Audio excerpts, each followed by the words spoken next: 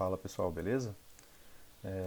Antes de a gente fazer o fechamento de mercado do dia de hoje, dá uma relembrada aqui, né, no vídeo de Al Brooks, né, referente a lateralizações. Né? Nós costumamos ver figuras, né, triângulo, triângulo expandido, retângulos. Né? Lateralização, né, retomando o que o Al Brooks fala, é um preço justo, sem deslocamento do preço geralmente para fora dessa faixa. Né? Geralmente ocorre no final de tendências, tem pouco ou nenhuma urgência, né? As movimentações são cansativas, né? Sem muita linearidade. São trades de baixa probabilidade, né? Principalmente se você entra no meio, né, da lateralidade. Tá? Você tem que evitar 100% ficar mal posicionado. Né? Normalmente ocorre reversão abrupta, né, das pernas e barras. Né? Você está vendo, por exemplo, um movimento de baixa, de repente você vê uma super barra de alta, né, e depois já numa pequena movimentação, numa puxada, uma segunda puxada, o preço já reverte de novo. Sucessivas falhas de continuidade, né, pessoal? Pernas sem forças na maior parte do tempo, né? Pode dar início a uma nova tendência, né, com um novo modo rompimento. E buscar, né, operações nos extremos. Aqui você tem que trabalhar mais leve, né, fracionamento do lote. Principalmente se você pega entradas assim, né, você tem que saber que o seu stop é claro, né, no caso de um rompimento real dessa região. Tá? Então você evita rompimento real quando você compra, por exemplo, aqui longe das médias, né, com as médias flats, né, fica mais tranquilo de você lidar com isso. Tá? Então, retomado isso, a gente vem para o dia de hoje. Né? Tá? Aqui o dia de hoje. Né? Dia anterior, pessoal, você até teve uma tendência, né? Você teve rompimento, né, aqui dessa região, você teve alvos por espelhamento, né, aqui. Então você teve uma movimentação, né, linear aqui, tá, de 1.400 pontos. Aí ele volta a subir um pouco, faz um pullback na 20, né, fecha como PCzinho aqui quase. Aí hoje, né, a gente tem, né, a abertura com gap de alta, né, com a MM200 ali em cima, região da VWAP para fazer pressão. Eu já tinha deixado algumas regiões marcadas, nessas regiões de volume aqui eu sempre falo para vocês que eu acabo deixando marcada. Essa daqui estava também, eu desmarquei. Tá? E aí você tem a abertura do dia de hoje. Né? Primeiro candle, um candle de dúvida. Tá? Ele não está dizendo se ele vai para cima ou se ele vai para baixo. Né? É um candle que em si ele demonstra lateralidade. Né? Ele vai acima e vem abaixo. Né? Aí ele retorna até a MM20 e volta a subir, né? Deixando um topo mais baixo. Né? Em seguida ele vem e testa exatamente o topo duplo, né, que dessa movimentação.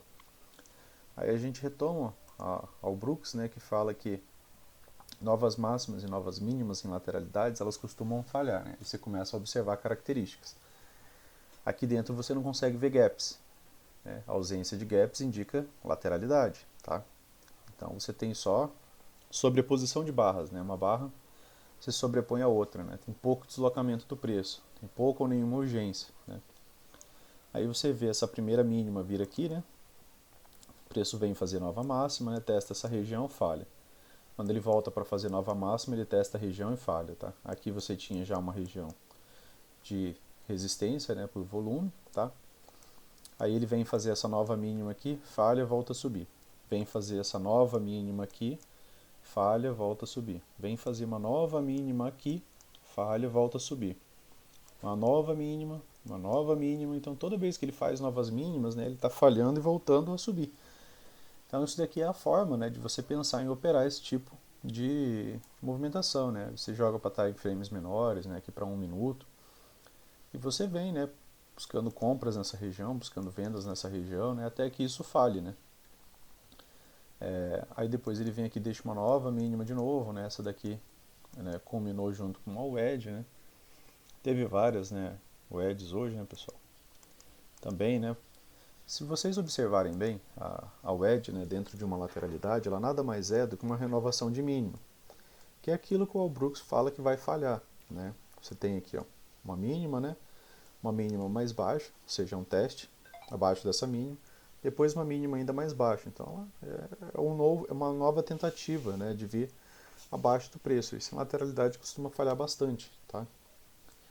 Aqui, né, um fundo, né, outro fundo. Então, ó, esse aqui veio abaixo desse, essa veio abaixo dessa, né, e essa movimentação veio abaixo dessa. Novas mínimas, né, tendem a falhar em lateralidade. Né.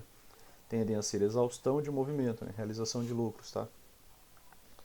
Aqui você teve a possibilidade dessa daqui, né? Mas só essa barra de pullback, né? Que voltou. E aqui já tinha, né? Um bom alinhamento, pelo menos com a VWAP, né? E as demais médias, né? Nos 2 minutos aqui já estava alinhado até com a 200, tá? E esse aqui foi o único movimento, né? Direcional do dia, né? E onde que essa movimentação para, pessoal? Né? Essa movimentação para de novo, né? Em uma wedge, tá? Terceiro toque, região de volume, né? Região da VWAP do dia anterior. Então eu tinha 3 confluências aqui para não estar pensando em comprar aqui em cima, tá? No mínimo eu não vou mais comprar aqui, né? Apesar que o último gatilho que teve nos 5 minutos foi aqui, né? Ainda assim você pegaria um pouco mais de 500 pontos. O gatilho de venda deu aqui, né, pessoal? Tá bem esticado das médias, né? Só que o stop dos 5 minutos não ficou muito legal, né? Porque ele fica maior do que 1 para 1, né? Stop maior, alvo inicial MM20, né? Tá certo que ele pagou bem mais do que isso, mas inicialmente a gente pensa, né, no alvo ali da MM20, né? Se faz esse tipo de trade, você tem que defender quando ele chega aqui. Você sairia no gain, né? Conseguiria carregar, né? Porque não voltou para testar a movimentação. Depois ele volta, né, de novo para dentro dessa lateralidade aqui, né? Aqui dá para a gente pensar em uma outra lateralidade agora, né?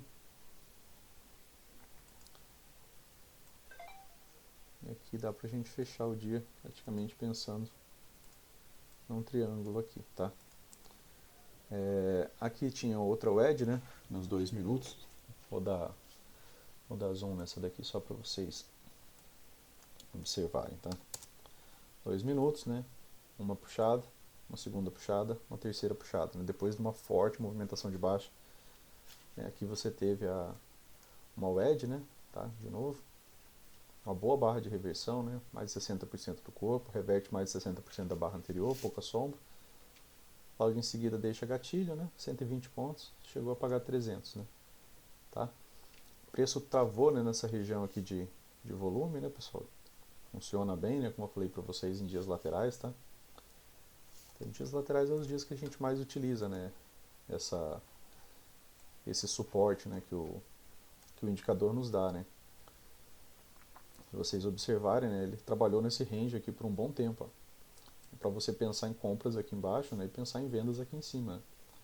O próprio indicador já fez, né, boa parte da marcação e do trabalho para você, tá? Nos 2 minutos depois do rompimento desse pivô aqui, né, depois que alinhou, inclusive com a 200, né, aqui é um Fábio 4 no intraday, né, preços trabalhando de um lado só de todas as médias que utilizamos, né? E aqui, né, ele praticamente deu o terceiro alvo, faltou um tique ali para chegar realmente a dar o terceiro alvo exato, né? Faltou pouquinha coisa, tá?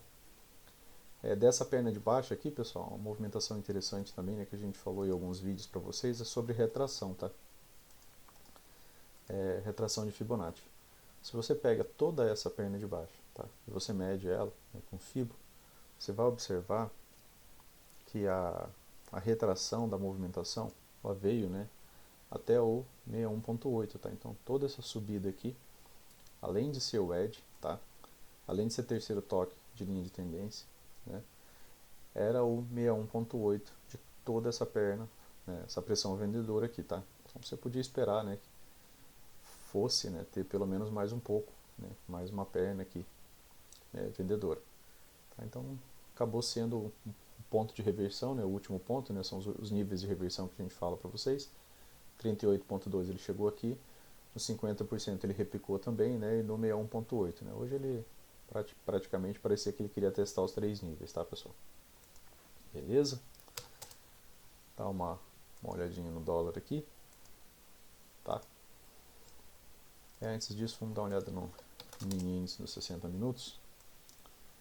A gente vê se a gente consegue ver alguma coisa para amanhã. Pessoal, amanhã ainda parece ser uma boa bagunça, né? Porque você está com o fechamento do preço entre a 20 e a 9 nos 60 minutos.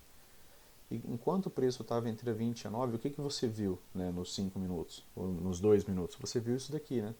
Big up, big down, big up, big down, né? Então o preço ficou nessa subida e descida aqui. Então, por enquanto, nessa localização aqui, o que a gente pode esperar ainda para amanhã ainda vai ser um dia difícil ainda. Eu sei que ele abra num gap, já pegue uma certa tendência, né? Hoje, né, pelo fato de ter sido um dia mais lateral, né, e normalmente dias laterais, né, podem levar a dias de tendência, né? Então, às vezes isso nos auxilia, né? Igual esse outro dia aqui que foi um dia bem lateral, no outro dia a gente teve uma boa tendência de alta, depois uma boa tendência de baixa. E hoje o dia foi bem travado, né? No diário ali a gente tem, né, o preço ainda trabalhando acima dos 50%, tá, dessa movimentação toda, né? Ainda está acima dos 50%, né?